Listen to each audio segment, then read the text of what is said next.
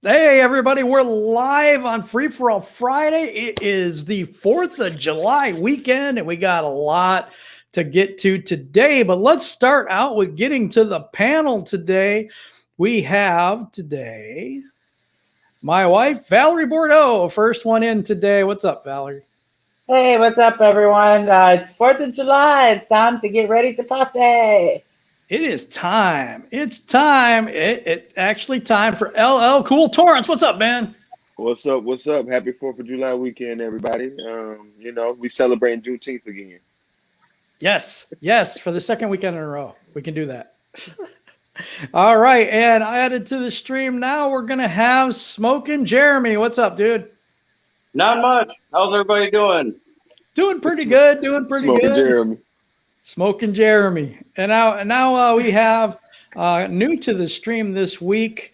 It is Andrew from the Real Detroit Lions fans thing, I hope. Yeah, right. You got it, man. There we go. And last but certainly not least, we have Joseph Dion today. And here he is. Yo, I didn't even realize, I got to be better on my dates. I didn't even realize this was 4th of July weekend until you said it. I was like, oh, snap. So, oh, no. Awesome. Let's go. I'm hyped. So all your people are going to be like, what? I'm always off on dates, man. Right. So let's go around and everybody shout out your channels or, whatever you're doing or whatnot. Let's start out with LL Cool Torrance. What's up, man? What's up, you guys? Thank you for this opportunity, Jim. Make sure you guys follow us everywhere. WTMN, WTMN TV on YouTube, WTMNworld.com, WTMN World everywhere, Instagram, Twitter, WTMN Podcast on Facebook.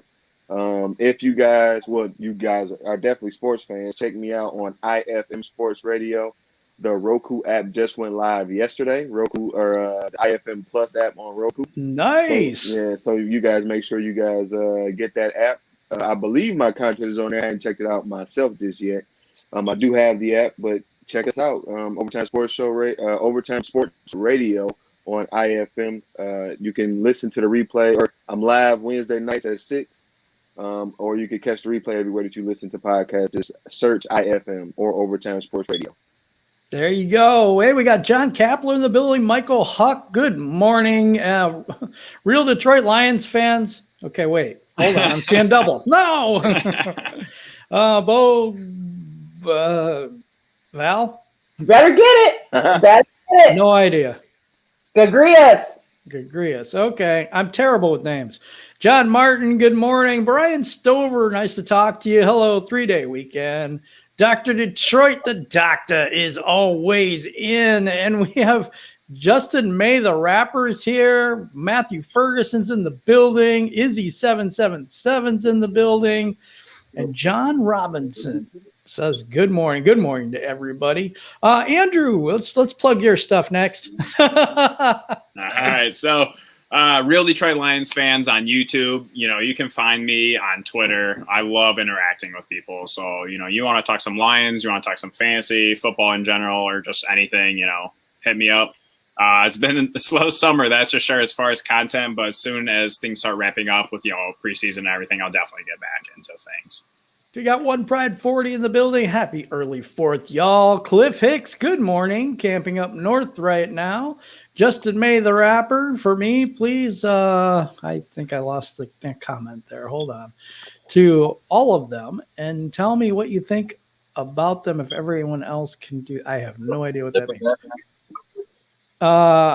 Bruce Beverly says, hi, everybody. Motor City Roars is in the building. Hello, Jim, at Dosa Dion, Val, the rest of you guys.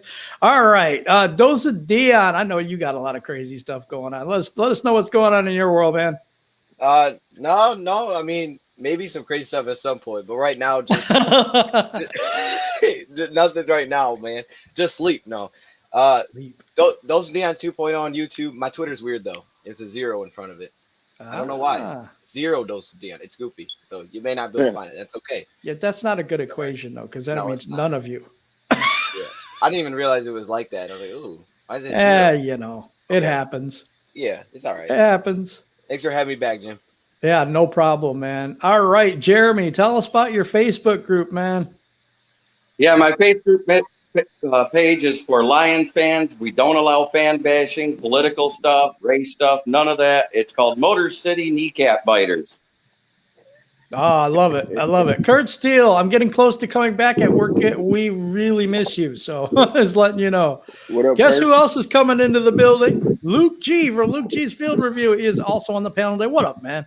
Man, what's going on, everybody? I hate being late to stuff, but I was having a good day and I had to eat me something to celebrate myself. And so I was like, hey, I'm here.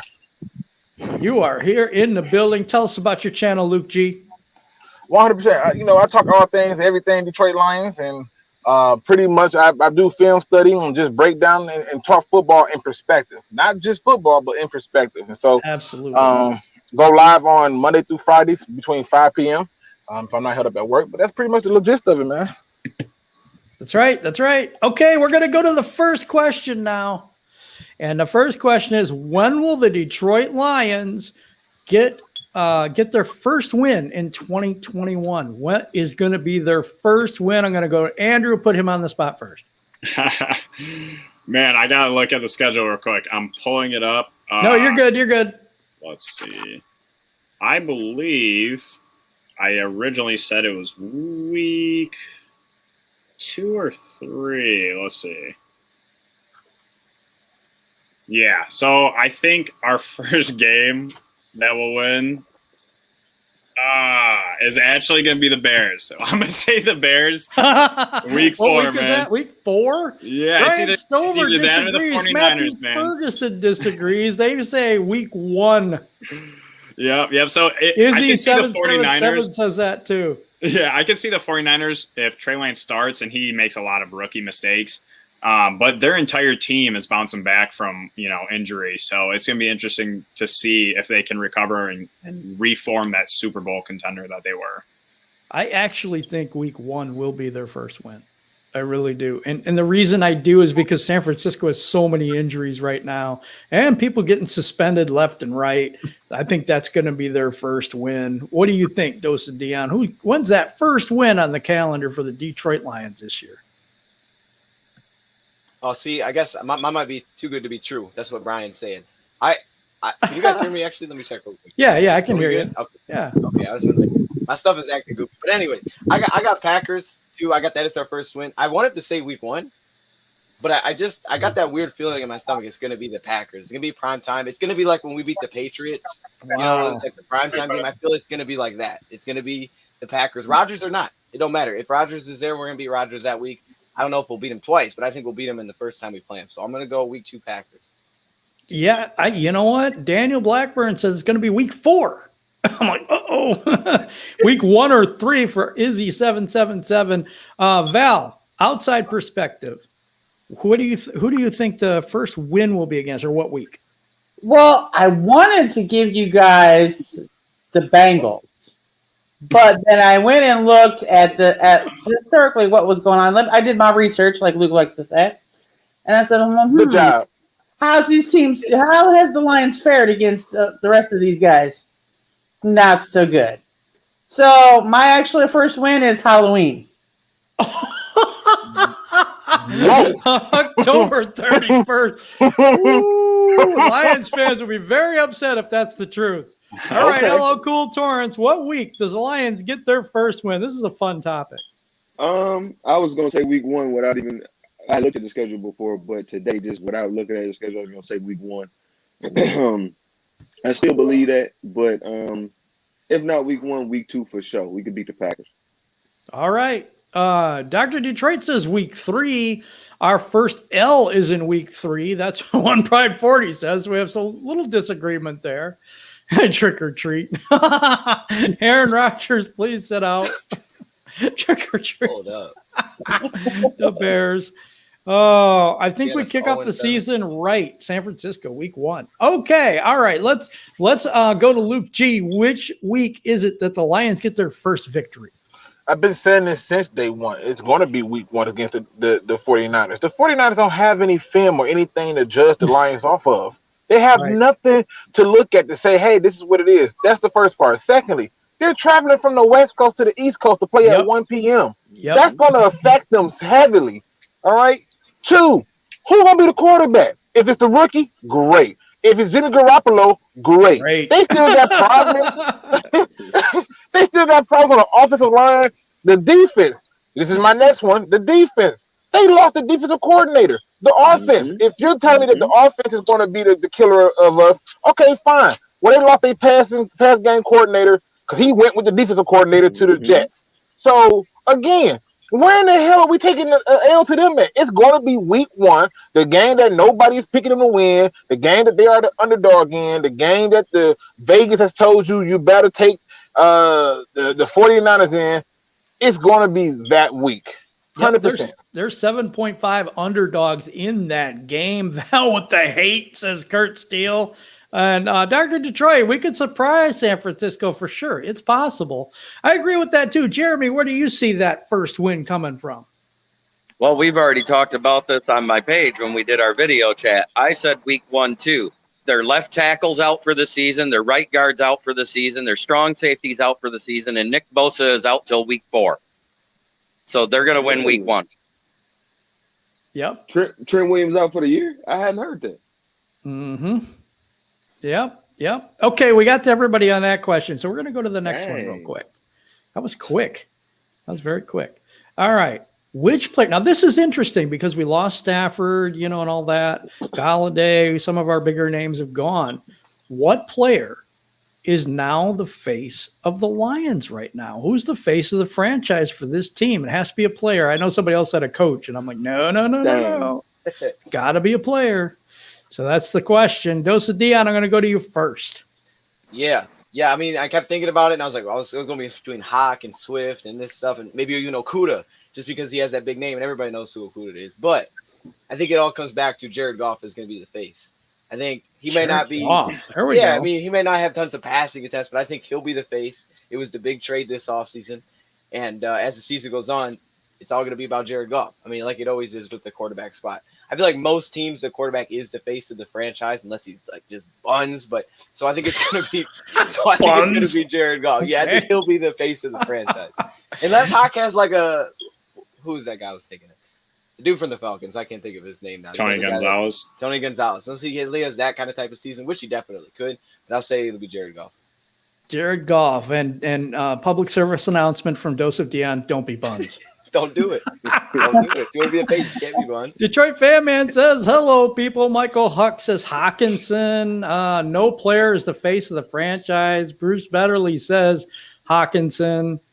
We got another Hawkinson. Wow. Swift. Hawkinson. They're giving all their answers, but we got to start getting to the answers on the panel here. So let's go to LL Cool Torrance. Who do you think is going to be the face of the franchise? Well, we have to pick a player. The face is of course, the man Dan Campbell. Campbell. But the face will probably be well, I want it to be Sewell. And I really want somebody to bite somebody's kneecap this year. But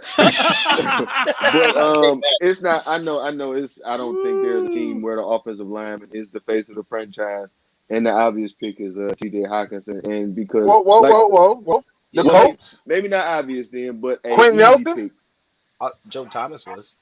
Joe Thomas was as well. Yeah. Okay. Orlando Pace. I can go down the list. Orlando Pace. Okay. Kurt Steele says Hawkinson. There's people in the chat that are saying Fox, the punter. Not that. That's sad. How awful would you? That's gotta be sad if Fox is the face. Lions media stuff has the punter on the face of it. That makes sense. Well, how about this? Based upon new information, thank you guys for that. Because I remember he wasn't the face, but he was a face of the organization, and that's Jonathan Ogden. So yeah, I'm gonna go with Penei Sewell. Penei Sewell should be our face, our franchise, and he has to bite one kneecap. That's to bite one kneecap. Andrew, who do you think the face of the franchise should be?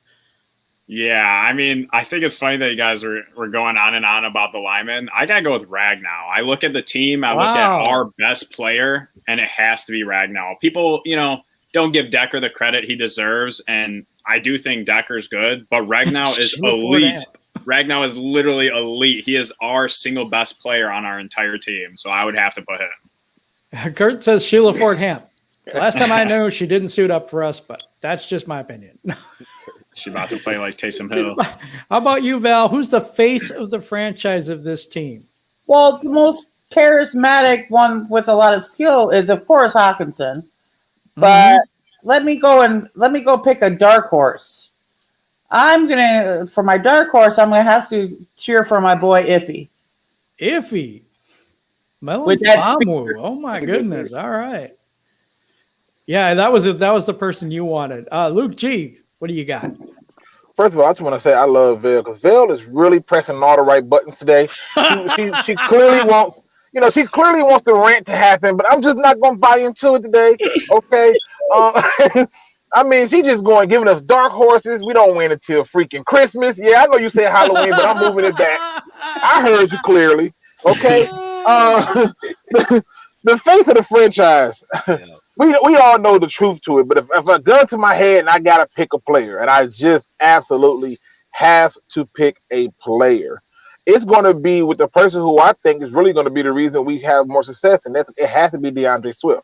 If we're having success, it's because we're running the ball. If we're running the ball and we're having success because we're running the ball, everything else gets better for the quarterback. It gets better for the defense, and it gets better for everybody else. And to me, it's got to start there. He has to be the running back that we've been waiting for since, and I'm not going to say Barry because to me, Jahvid Best was really good, but since Jahvid Best.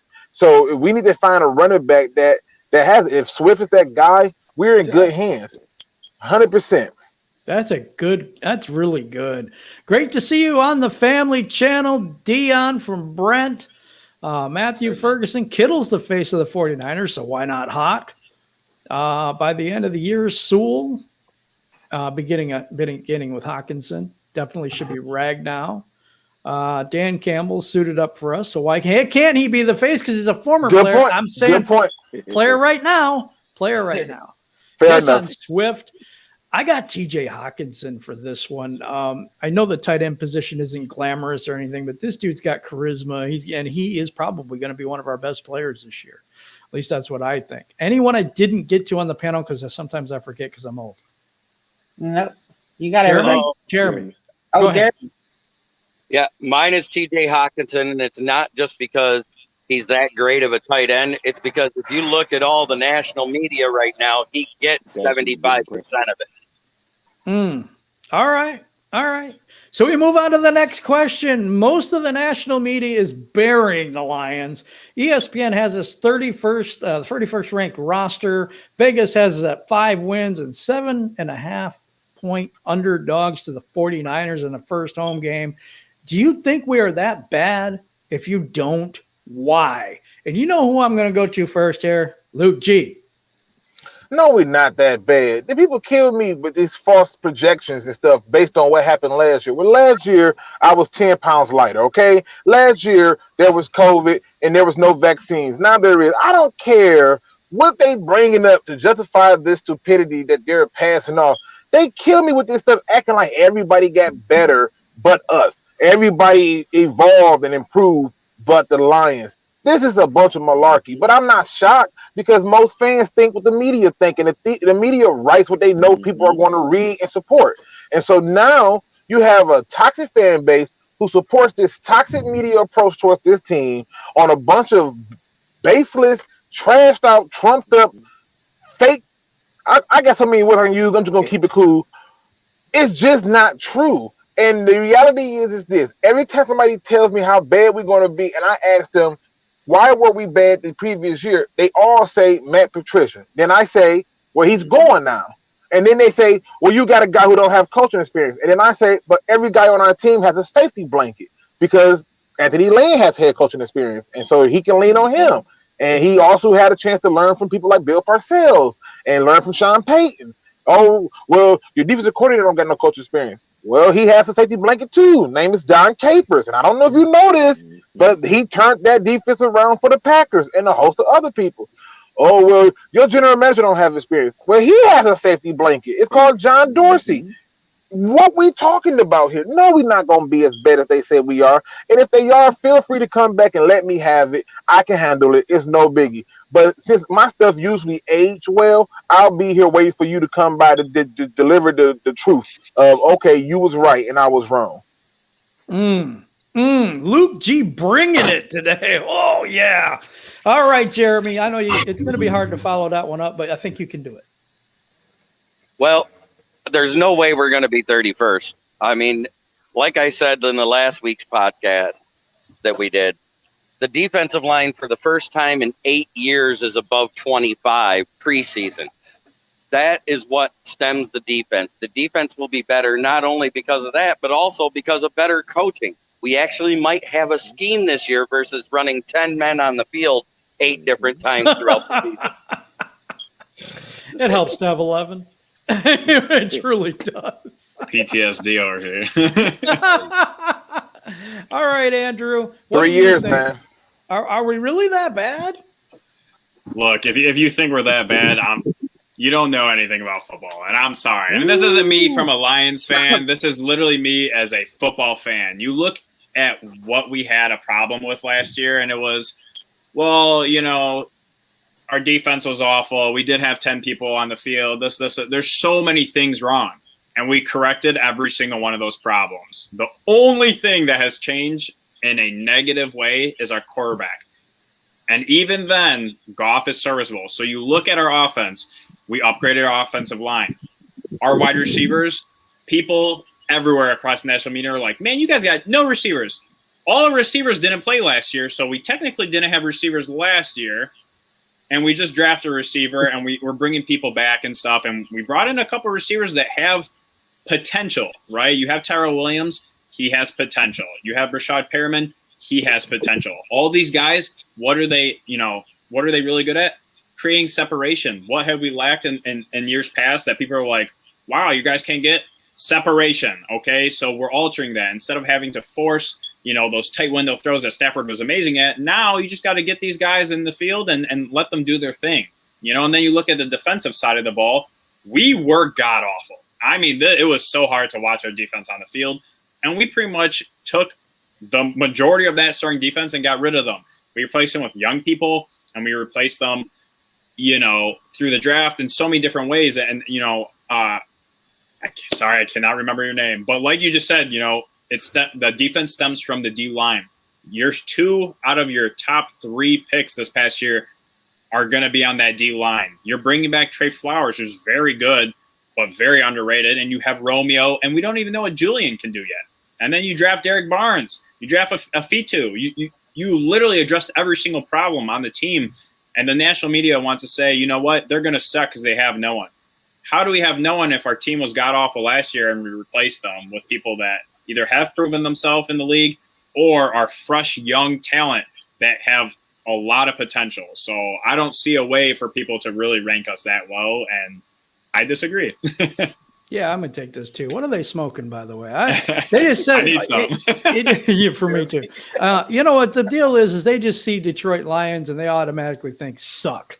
It's just programmed into the national media. They don't bother to go ahead and look into it or anything. It's just, they got worse at wide receiver. They got worse at quarterback. Boy, they're really going to suck this year. First year head coach, they're going to be terrible because they always are.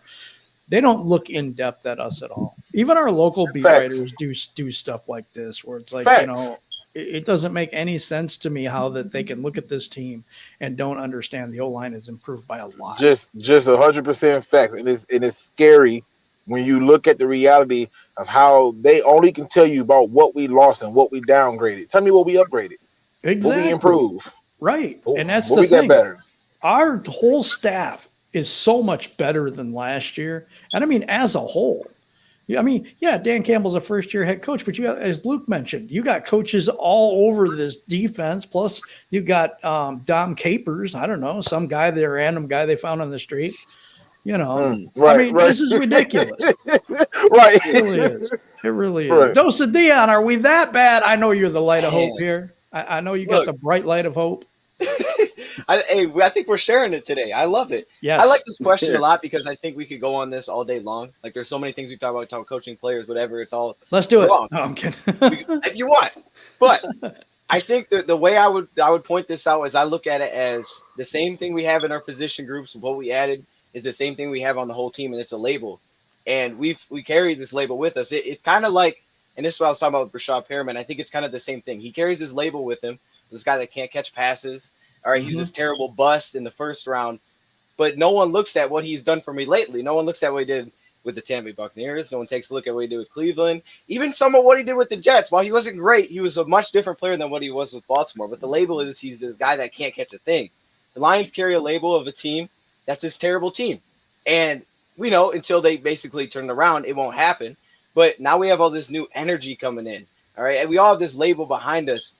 And I think that's the issue. We have a label behind our receiver group that they can't play because Tyrell Williams had an injury. No one realized that this dude put up Galladay numbers his first season, that he got an opportunity to be the guy in his second year as a UDFA. Saying you could do the same thing with the defense side of the ball. Quentin Dunbar, what was he when he was healthy? He was the second best corner in the league. Yes. They all have these labels around him. Quentin Dunbar, he got off the field problems, but they're all coming back because they're all motivated. They know I got to stay healthy and I got to play well because I want to go get a big deal. I'm pushing that age now. It's that time to do it. And Dan Campbell already has the label. He's this goofy guy. He doesn't know a thing. He's up here wearing helmets. What is he doing? But what does he actually know? He knows that he knows. I don't know everything. So I got to get the right guys that do know everything. I got to build the staff. That's my job. And that's exactly what he's done with Anthony Lynn. People underestimate the impact of the staff. When you get guys like Deuce Staley, that's not just a hiring. That's a game changer because Deuce Staley makes rushing attacks. Anthony Lynn makes rushing attacks. One thing that we've missed, we've filtered through running backs, we filtered through offensive linemen. But how many times have we got a guy that's like, hey, this dude fixes run games, and he's done it everywhere he's been, and he's played the position. Now we got that. People underrate those little impacts. So, I mean, you talk about the players, they're saying, hey, I want to come here because they're all former coaches. I mean, they're all former players. So I think there's just a lot of things, but I think the labels are just wrong. I agree. Anything is better than Hobo Santa Claus, says One Pride 40. That's funny. I think he's been too nice with the Hobo Santa Claus. That was way too nice of a compliment. Hobo Santa Claus? Yeah. He needs another name. Like Big Fat Bastard. Yeah, that's a good one. That's a good one, too. All right, LL Cool Torrance, what do you got for me on this? Are the Lions really that bad? I just want to say, I'm waiting to hear what Miss Val has to say. But you want to go to her first? You want to go to her first? No. I mean, if you want to, but I know that's going to be good. Is what I'm saying. But, she is quiet, real eerily quiet. Right. But I don't. I'm waiting. I don't think we're that bad. And for all the reasons that all of these gentlemen have said, it's improvements across the board and everywhere. We got rid of some of we made room for younger players to prove what they can do. We put seemingly at least real great coaching talent around them. So all the formula is there for improvement. So yeah, no, definitely not 31st. But all right. Now the most Lions thing to do would be for us to say all of this and they come out and be 32nd. That's what they expected anyway. I don't think that's gonna happen. I really don't. No, me neither. But here we go. Outside perspective. LL Cool Torrance is waiting on this. Val, what do you think? Okay. Well, Luke brought the heat earlier. I'm about to bring the smoke. So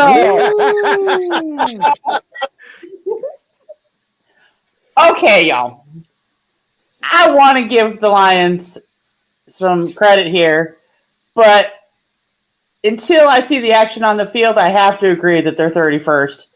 Not for long. I don't think they'll stay there. Maybe next year things will be different. But here you go. You guys got a lot of new fresh blood on the field, a lot of fresh meat that's got to figure out how to work together. Jared Goff is so much. Your defense still is not that great.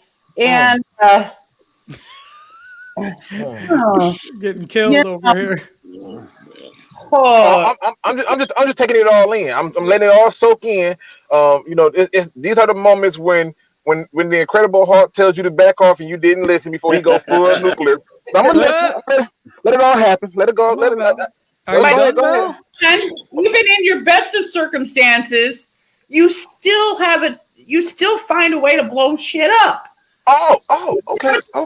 It's called the silver shoot yourself in the foot offense. Okay. All right, hold Oh, on. We got a super chat. I gotta do this. Miles Gibbs has given us a $5 super chat. Love everyone's take on all the questions. Everyone is on point. Thanks, guys, for loving the Lions, except for Val. Yeah. Oh, I added that myself. Y'all are awesome. Okay, now I interrupted Andrew. Go ahead, Andrew.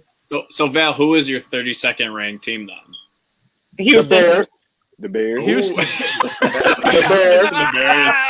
The Bears, the team that gave up all their draft capital to get a quarterback that they're not going to start, a head coach who's about to be fired, a coaching staff who think that they're going to somehow reinvent the wheel by moving a guy who's been predominantly a right tackle to left tackle in his first year in a division where we got pass rushers at the wazoo. Oh, and not to mention, did I forget this part of it all? Ain't the Bears literally having, because they love talking about strength of schedule. Their strength of schedule is just as bad as ours. Oh, by the way, That's you bad. got Andy Dalton. Andy freaking Dalton. Hold up, Luke. The Let me- analyst actually projected Andy Dalton above Jared Goff. So let that sink in of what national media thinks Of about our course team. they Yo, did. that's- We're also talking about Chris Sims. Last year, we had the Analyst. same trashy coach who put out a quarterback on the field who got benched for the season, put out a Super Bowl winning quarterback who fell down and got a big boo-boo. We've lost 2 months in a row and still slid into the playoffs. Yeah, but don't you still have the same coach? Hold on, wait. So y'all slid into the playoffs once they decided that COVID was destroying most people's seasons and added another playoff team. Now I get it. Okay. Your excuse. Well, listen. If the Bears want to have a consolation prize of being a playoff team, getting into that last seed that was created at the last minute for last minute people, then they can have it. But I can tell you this much right now, Vale. There's nothing special about the Bears. You still don't have a tight end. Nobody is thinking about your tight I end. had 10 of them. Nothing special for us, Luke. Right. We got there. What to say about the Lions? We got a tight end. Listen, the Bears team is going to take such a huge drop off, and they're going to have a new coach with new players in a new stadium in a new city. Get ready for it. It's going down. It's going down. Yep, that's the truth. One Pride 40 says, I'm not that high on Goff, but he's better than Andy Dalton. I kind of think that too. Let's go on to the next one before we spend a lot of time on this one, like all day. If Aaron Rodgers opts out, huh? No, I just said golf was good enough to get a team to the Super Bowl. Yeah. Not our team yet, but we'll see. I'm just just in comparison to him and Andy Dalton. That's all. Oh, That was Andy it. Dalton, That's all. yeah. That's all. If Aaron Rodgers opts out, what place do you think the Lions finish in 2021 in the NFC North? And of course, I'm going to go to Val first because I love controversy. Oh, let's see. Third? Third. The Bears. Who do you have first? Not the Well, Bears. biased. I got to be biased. It's either going to be us or the Vikings. Okay, let's move on. LO Cool Torrance. If Aaron Rodgers opts out, what place do the Lions get in the NFC North this upcoming year? First. There we go. Now we're back We to fight. reality. We There's we're the gonna hope. fight, we're going to fight for first, regardless. But even with him, first. I mean, without him, first, definitely. Smitty says, Bears who? As long as Pace and Nagy are in the fold, I don't expect much. Well, me neither. I don't expect much either, but we still somehow managed to freaking get lucky. Vikings are the Lions in first place. Dose of Dion, who gets first if Aaron Rodgers opts out? I'm with Brian. I got Vikings and Lions at the top, and then I put the Packers third and the Bears fourth. And I didn't do that just because of Val. I already had that there. But I feel like the Vikings are a pretty good team. I like the Vikings a little bit. I like their defense, what they did. So I definitely have them up there. I respect them because they're very balanced. It makes them tough. But then I would put us up there because I think we'll battle with them for that spot. Then if the Packers don't have Rodgers, and then Packers, Bears third and fourth. Like that. John Robinson says, I'm sure Jim and Val's home is not a quiet one, and you are correct. Oh, wow. I love our fans. It's amazing. Okay, we have somebody else coming in. All right, we're trying to add someone to the stream, and it is John Kapler. John Kapler, what's up, man? What's going on, guys? What's going on? Love the panel. Thank you. And now John stepped in the building. John is in some building. And I'm at work. I got to my lunch break. I was like, come on, let's go. I got stuff to do. I got Lions talk. Hey, shout out your channel for us and tell us what's coming up.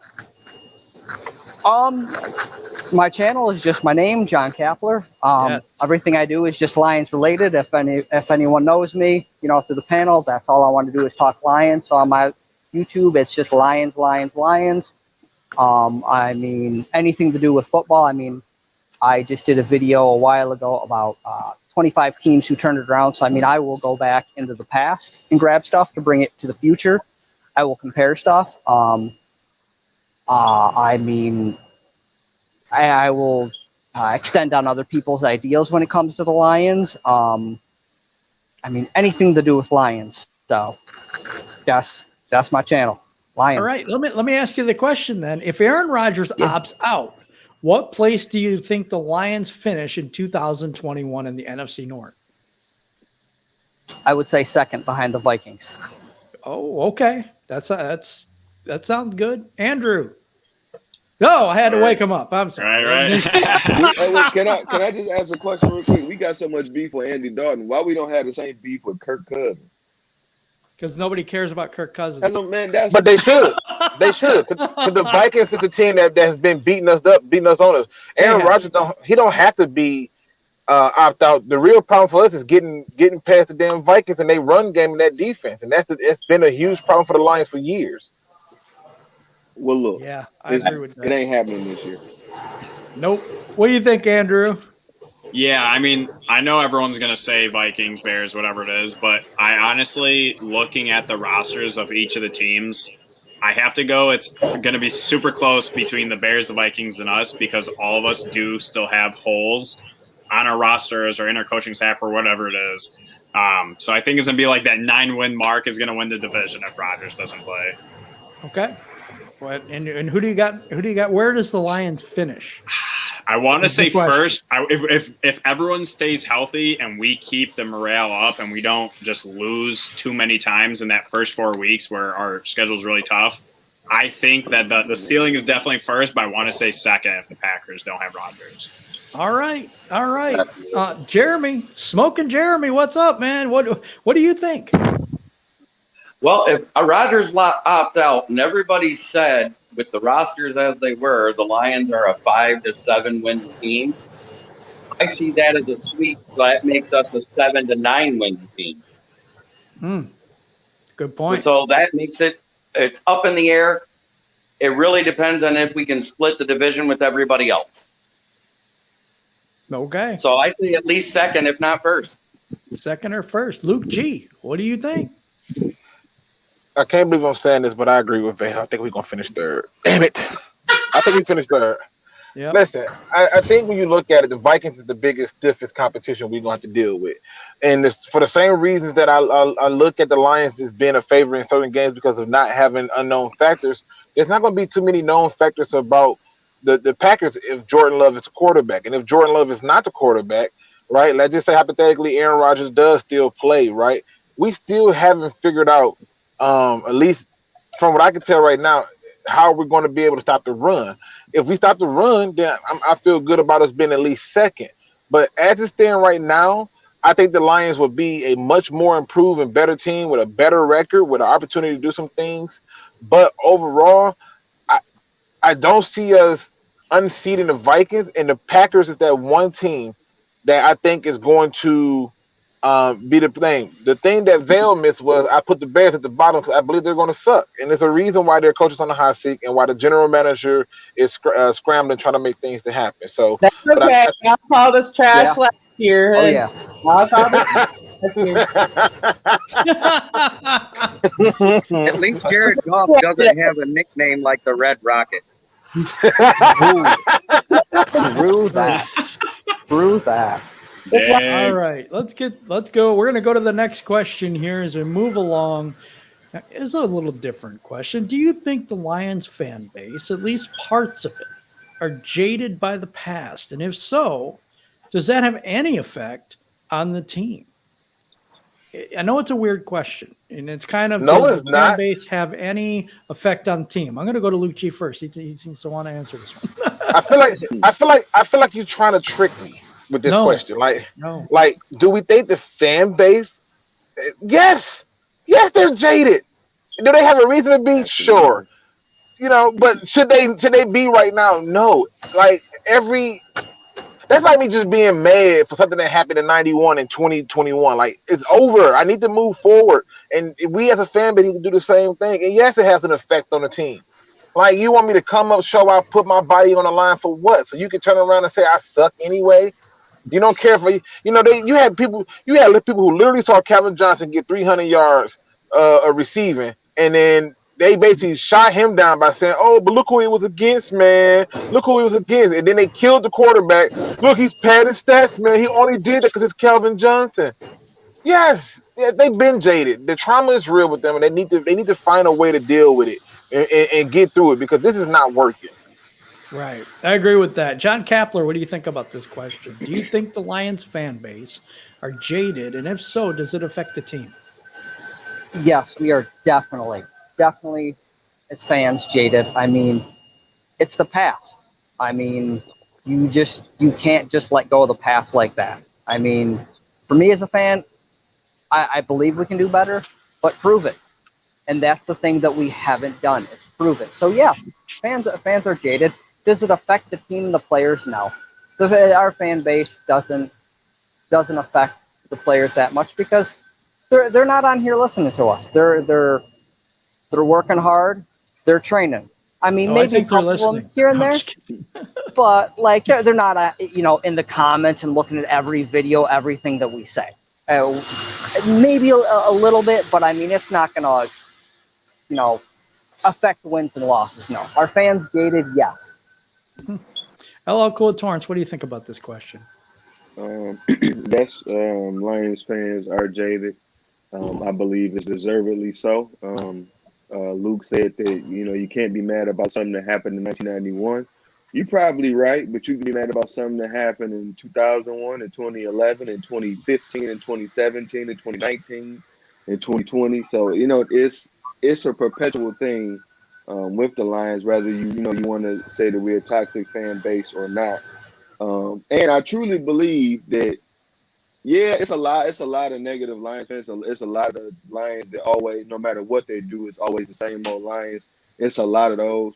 But I do believe there's a lot of us, the ones that, hopium or whatever you want to say, that whatever, it's all right, well, we can, all right, well, it's always next year or whatever it is. So you have that on our side. And like I said, I believe that more fan bases than just ours hate their team, or a lot of people hate the team, or that it's the same old whoever. So it's a lot of people. I shouldn't say a lot. There are people that are kind of waiting for the bottom to fall out of a few teams. So I ain't gonna go into specifics or anything like that. But and hopefully, I believe that I hope that it affects the team. Pushes them forward. It's like we know what happened in the past. We know. The same old Lions. We know how it, how it usually goes or how it can go with these guys. We know how the refs can be. We know how a lot of stuff can happen. We're going to change that. Not no more. Like it ends here. We're going to be the team, or we're going to be the class that changes all of that. That sounds good to me. You know what I mean? Those at Dion, are they jaded? Does it affect the team? I definitely think fans are. I think that's where same old Lions came from. And I always say the boring thing, but like I didn't start watching the Lions. The first season I remember was 2011. So for me, I remember a pretty good past. Like I don't remember that much bad until the Patricia era. It's been usually a team that's fighting for a playoff spot. So maybe that's why I got a little more hopium in me. I don't know what it is. I don't think I'm gonna that lose probably it. is it, because us older fans are like, oh hell no. Yeah, right. You guys have seen a lot of rough years. Y'all saw an 0-16 year. I don't remember that year. So for me, it's a little bit different, but I definitely think it's a thing. And I think it can affect players for sure. I think it can. I think we've seen it, especially with younger guys. Certain players are, a little bit kind of like their own world. They block all of it out. Other players, they can get a little bit distracted by some of that stuff. I think Perriman's a great example. When you had the way that fans turned on him, how quickly they did. And I hope the whole same thing doesn't happen with Jeff Okuda, but I think the way that fans turned on him as quickly as they did when, they're booing him and, they're sarcastically clapping, like that's an issue. That's not a good thing. And that can hurt a young guy.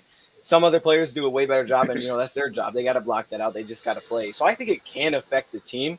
But like for me, like personally, I'm always optimistic about this team because I think they definitely can win a lot of games. And I think, like Luke said, you really want to just try to put it in the past because it is the past. It's always different. You never know what's going to happen. But I think you bring that happy and optimistic mindset. Those things can happen. You come out with a negative light. Why even watch? If you don't think they're going to win a game anyways, why even watch the games? That's true. That's true. What do you think, Jeremy? Yes, the Lions fans are jaded as a fan base. You got about 60-40 right now. There's 40% of us that absolutely love the team and stand by it no matter what. But you got that 60% where no matter what happens, they're going to suck. They're going to be this. They're going to be that. They're so horrible. And yes, it does affect the team because look at the few mistakes we had in the playoff run years. The fans start booing, and the team actually plays to a lower level when they're being booed because it does wear on them. Yeah, I agree with that too. Andrew, what do you got on this? Yeah, I mean, when you first read that question, the first person I thought about was Eric Ebron. We all know how Eric Ebron turned out. We all thought. How did he so turn pretty out, much, though? Eric Ebron, good God. Completely awful. No, I'm sorry. I thought you was gonna say he left. Wickham. Like he left and had a good year, but he went right back to Ebron after that. Yeah, but even then that year, he still had a huge drop percentage. So, he had the touchdowns because he was targeted, but his drop percentage was still just as high as it was with us. But my thing is, this guy would literally go out of his way to respond to fans and be like, well, you guys aren't playing, blah, blah, blah. I want to see you do this. And, all this stuff. And people don't realize, just because you're an NFL athlete, you're an NBA athlete, that doesn't mean that people and words can't get to you. So all these people that are negative and stuff, they don't realize, this impacts the players. They see this crap, right? They might not be watching every, YouTube creator stuff, but they're on Twitter. They're on Facebook. They're on Instagram. They see all these comments of people being like, oh, you guys are trash. You guys suck. They're at the games booing and stuff, and that gets to people. Not everyone has the Mamba mentality. Rest in peace, Kobe. You know what I'm saying? That impacts people when it's every week, and then you end up losing a game. It amplifies it, and it makes things so much worse. And you do see the impact when fans were booing us in the stadium. You could tell every player is like, man, I'm just going to finish this game, get my paycheck, and that's it because I'm not dealing with this crap, So it's sad, but fans got to realize, what you say definitely impacts people. So try and be positive to boost the team up and not bring them down because look at the difference between Patricia and Dan Campbell and look at the difference in our players' attitude. 100%, man. It's 100% what you're saying, especially when you look at how deep it goes. Hell, they made Durant create a burner account to get at him. Like, oh, you just gonna talk about me? You're just gonna say bad things, huh? Okay, I'm gonna talk to you now. Okay, so it's affecting the players. It's a given.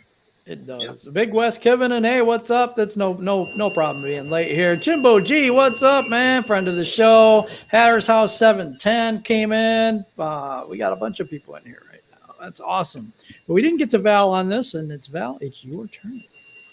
Okay, I do agree with Jeremy that it's a split fan base. So you've got half of them that are jaded and half of them that are perpetually, sticking hopium injections into them. I really like John Robinson's comment. This says we're like a man who's been brokenhearted and sworn off love and jumps on the next woman with great optimism. Yep. This time it works out. Well, yeah, the best way to get over the last one is to jump on a new one. So Okay. Damn. Go now. Damn, Val. Good grief. Woo. She is definitely bringing the heat. Ooh, She's not wrong. she's not No, wrong. she's not. You're not That was a wrong. hot take. Oh my goodness. Oh, That was a goodness. raw take. So now, I mean, does it affect the team? I don't think that it affects the team as a whole, but it does affect individual players. I can tell you how many times Chicago Bears fans have ran players out of town, literally. So, yes, it does affect players, but as the team as a whole, no, because most of them, during football season, during the times that they're training hard, they're not even paying attention to one bit to social media. Right. Yo, what's up, Micro Mike? He's in the chat today. Richard, I Mikey! cannot pronounce your last name at all. A Goff fan. That's good. I remember when the Raiders, Niners were absolute losers back in the 60s. I'm old. Things change. Detroit's time has come. Fan pessimism will disappear overnight. Let's hope so. Let's hope so. From my ass off at Val. Val's bringing the heat. Yeah, and then some. Who hurt you, Val? Dion, get to work. There's not, I love the facial reactions to Val's jump on comment. Oh, yeah, there wasn't enough of that. What is that? All right, going to the last question here. We're running out of time. What's better, to draft a player that fits the coaching style or to draft a player that is more athletic but might not fit? Ooh, that's a good question. And since it was given to me by Andrew, I'm going to give Andrew the first opportunity to answer. All right. So, I actually heard this. I don't remember what I was listening to, but I heard something along the lines of that. And it always pisses me off when people say, well, you got to draft for scheme. You got to bring players in for scheme. There's a lot of players that you don't have to scheme around them. You put them on the field and they show up. You know what I'm saying? And so to me, you bring in the most athletic players, the most talented people, the smartest IQs, and you are going to get production. Okay. Your coaching staff is there to coach. They're not there to freaking go shopping and be like, well, I need a little bit of this, a little bit of that. No, you have a very talented player. You find a way to make it work. Okay. I don't want people that aren't as athletic or aren't as smart just because they fit your freaking system. I want the most athletic team out there that can translate. And no matter who's coaching, no matter, what's going on, they can actually compete. Okay. Because scheme only goes so far. Once someone figures out your scheme, it's over. So I'd rather have the most athletic people out there. Yeah, okay. All right. What do you think about this, Luke G?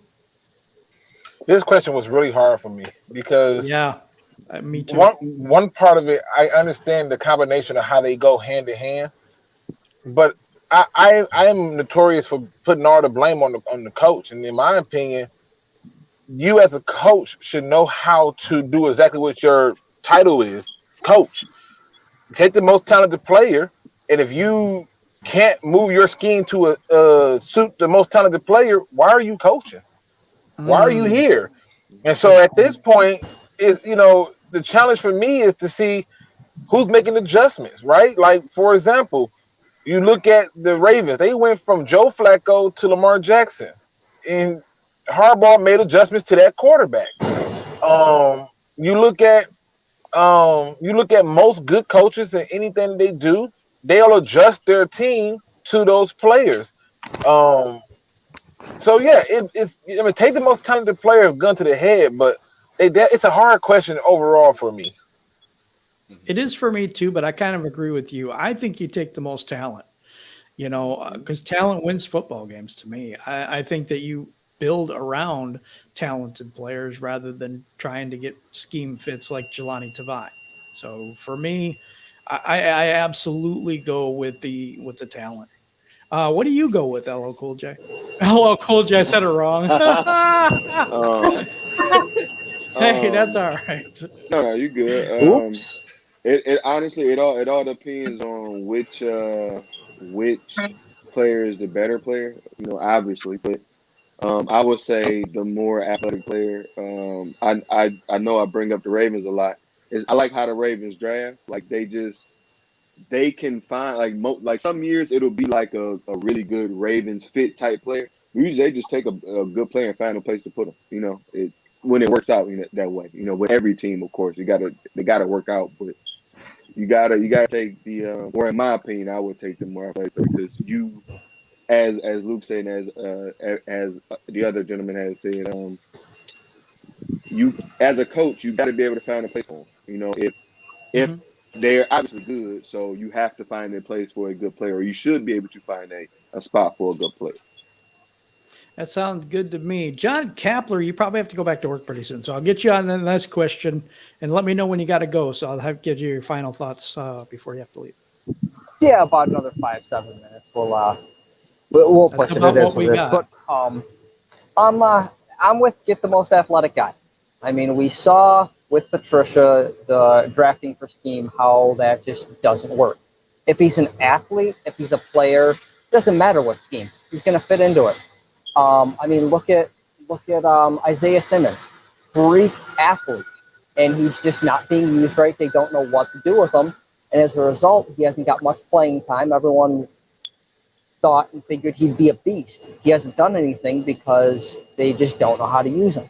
If you're an athlete, you're going to ball out. It doesn't matter what you do. You know, in high school, if you're an athlete, you're doing track. You got the coach coming after you saying, "Man, you are fast. You need a fast guy." That'll translate. Get the athletes. You know, you've got multiple players who are athletes. You know, offensive linemen, linebacker / safety. You know, you can do a little bit of this, you can do a little bit of that, and you can help out your team. Go with the athletes. Athletes win. That's right. That's right. Welcome, Tornado, to the group. I slept in, but I'll rewind this awesome show. Have a great weekend. You too. 4th of July weekend for everybody. Okay, yeah. So, who haven't we gone to on this one? Jeremy. There's pluses and minuses on both sides of this. If you want to talk about a team that drafts a lot of athletes that are athletically gifted but end up busting out, you can look directly at the Raiders. Then, at the other end of the spectrum, like when we drafted Kyle Van Noy and everybody thought we were going to go 3-4 and thought he'd be so good for us, he stayed in 4-3 and we plugged him in and he didn't work. We get rid of him. He goes to a 3-4 defense and he's a Pro Bowler. We have that side of it too. Then you got, let's draft for the scheme, and you get people like Teddy Lehman, Jordan Dizon, and Jelani Tavai. Those did good. It has to be a little bit of both. It can't just be one side or the other. They have to be athletically gifted, but they kind of have to fit the scheme too. It's a very fine line. Yeah. Who haven't I got to on this question? Because I kind of you, Dion. Let's go with Val first, and we'll go to Dion. I kind of feel like this is a loaded question because there's so much wrong on both sides of the fence with either choice. I mean, you do have to have the athletic ability there, but then if you've got an athlete who doesn't fit, you've got a guy who might cause problems, might cause issues, might try to be a superstar ball hog and or whatever.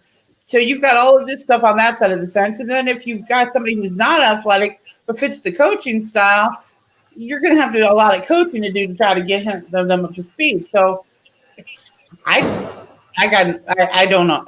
I really don't know. I mean, you have to have both. All right, Dion, what do you think about this question here? Yeah, I'm definitely a little two-sided on this because I first read it and I was saying, okay, just athletic. The way I see it is there's a lot of athletes out there, but not everybody can play football. And then you said coaching style. See, I think there's a little bit to it, like coaching style. I like what the Lions are doing now. They came in, they saw the players they had. They're moving in the spots that they feel like they're going to be the best, not basically just forcing players in the spots because that's the scheme that he wants to run. So I like that. But at the same time, I also think you do draft players that you have a plan for. I think you got to have a plan when you draft somebody for your team.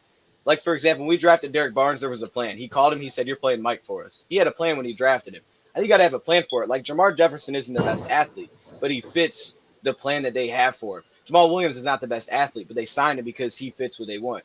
They could have drafted the most athletic running back, but that doesn't mean it's going to fit their running back field. And also, I think you guys brought up good points with personality. I think that's a really, really big part too, because you can get a great athlete that has a terrible personality and he does not fit your team. You got to have a guy that you want to have around all the time in your locker room. So I think it's definitely two-sided. You think you draft a talented player if you feel like that you can have a plan for him, but there's a lot of talented players that might not just fit your team, and I think Jeremy hit on that. That is so cool. We're gonna go to final thoughts here in a minute, and because you do an hour show, but I'm gonna get to this right here. Just got my Goff Detroit Lions jersey. Wow, it's a great looking uniform. Please note this is my first NFL jersey of any former Cal player. No Aaron Rodgers, thank God. Marshawn Lynch, Keenan Allen, or Deshaun Jackson. So yeah, that was pretty cool. All right, final thoughts. I'm going to give mine first. This whole thing, and I'm going to put this up here, Jimbo G, because he said he was being blocked. And I don't know how this is happening because it's not happening by me. It's not happening by Val, and that's the only moderators we have on this channel. So I don't know how people are getting blocked. I've tried to go to YouTube about it. They basically just tell me everything's fine, which it's not. We'll continue to try to correct that situation. So, but my final thoughts today, just thank you to everybody on the panel. Appreciate each and every one of you. And I'm going to go to John Kapler for his final thoughts because I know he's going to have to go pretty quick. Thank you for having me on the panel. So much appreciated. Thanks for everyone for coming on. As far as what you just said, I think it's just kind of like an algorithm because I've gotten blocked too. And I thought maybe it's a question someone didn't like or I did it in bold. And if you repeat it a couple times or switch it up after a while, wait a while, it'll pop on. I've done 3 of the same questions in bold in a row, waited a little while, and it pops up. So I think it's just algorithm. As far as final messages, everyone have a great and safe 4th of July. Keep talking Lions talk. Thanks for having me on. Joseph Dion, I will see you later in some gaming, my brother. Yes, and everyone have a we definitely running it back. Everyone have a good weekend, and I will catch you guys later. As always, go Lions. Thanks, John. Also, we want to shout out my broadcast partner, both of them, Coach Mike Jones, who couldn't be here today because he's working, and Kurt Steele, who hurt his back, and hopefully will be back soon. Or we're hoping anyway. So, all right, let's go to Joseph Dion. What's your final thoughts for today? Yeah, get healthy, Kurt, man. We want you back here. Hopefully he's all right. But yeah. I miss the energy. I love that dude's energy. He has great energy. He does. He's fantastic. John had a funny video I was just laughing about yesterday, so you guys should check out his channel, man. Yes. But no, I appreciate you having me back on here. This show is always great. I love it. This was cool. We had a big panel today, man. We had like a party going on, so this was awesome. We did. But happy 4th of July. That's great. Now that I know it, let's do it. Happy 4th of July, man. Don't get in trouble, though. Don't put fireworks in the trees. Don't do that. It's not good. Or don't try to set them off with your hands still attached. There it is. It won't be for long. Absolutely. All right, LL Cool Torrance, what are your final thoughts for today? Thank you guys for being on with me today. Thank you guys for having me on. Shout out to everybody. Please watch these guys' content. Everybody that's on has pretty good content. I want to tap into that Facebook group, Jeremy, if you can. My memory is extremely bad, so I'll probably forget. But if you can remember before I do, send me an invite. My name is spelled. I don't know if you can see my name, but it's spelled like how it is up there. Or I'll try to remember to get in there. But have a safe weekend. Celebrate however you must. Me personally, it'll be a Juneteenth part 2. You got to break out the barbecue grills. Do your thing that way. But thank you again, and have a very, very safe weekend. Happy Friday. That was really, really good. Salute to Pat Mahomes Jr. and that's Dose of Dan. For those who don't know, that's a little inside joke here on Free for All Friday. Okay, let's go to Andrew. What are your final thoughts for today, Andrew? Yeah, I just want to say thanks for having me on, man. I haven't been on in a while, and it's always great talking to everyone. Besides that, like everyone's saying, happy 4th of July to everyone. Have some fun with your family, your friends, whoever you're hanging out with, and just be safe out there. Go Lions, baby. Absolutely. Check out everybody's channel here. Kurt. Yes, absolutely. Get well soon, Kurt. We're going to go now to Jeremy. What are your final thoughts for today, sir? I think today was a great panel, and yes, it was more of a party than it has been the last couple of weeks. It was great to see everybody. Yes, we miss Curtis Steele. His energy is amazing in the show, and thank you for having me on. And if you need that fan bashing free Facebook page, come see the Motor City Kneecap Biters. Absolutely, I'm part of that group, and I like it. Val, what are your final thoughts for today? Well, this is always fun every Friday. This was a great party today, and I hope that everybody enjoyed the heat and smoke that me and Luke brought today. But yes. I hope you bring that same enthusiasm to join some sparks for your 4th of July celebrations, as long as you do it safely. And if you want to bring some heat and smoke my way, just come check us out on the Detroit Lions Facebook group or the Twitter page and tell me what you really think. The challenge is laid down. Luke G, what are your final thoughts for today? And take us home for this video. Hey, as always, thanks, Jen, for having me on. Thanks, Dose of Dion, for joining. Man, everybody jumped out quick. Andrew jumped out quick. I feel it. John Kaplan, shout out to him. Jeremy jumped out. Obviously, Val ain't going nowhere. She made sure she stayed here for all this smoke, so I know she wasn't going nowhere. LL, I'm happy to see you too. Listen, people, today's positive quote comes from me. Have you given yourself any credit? You know, like what's the pep talk you gave yourself this morning? Did you tell yourself thank you or that you're awesome? How about just telling yourself that you did that? You know, it's amazing what words can do. When you use words and the words find their ways into your brain tends to do what the words say. How about today? If not any other day, but today, tell yourself how awesome you are. And then go and do something that is so mindless, like dance. Don't care if you got rhythm. Don't care if you on beat. Just dance. Laugh at something that's not funny, but yet funny somehow because you tripped. Or maybe you just forgot something and it's still hilarious. Make yourself into a party of itself and enjoy the moment of you. You should be celebrating you. You are freaking awesome. And not only are you awesome, you are loved and cared and are beautiful and special in every way that you could have ever imagined. Just know that when it came from somebody, it came from you. And with that being said, ladies and gentlemen, if you don't do nothing else at all, please don't be no chump. Please do your research.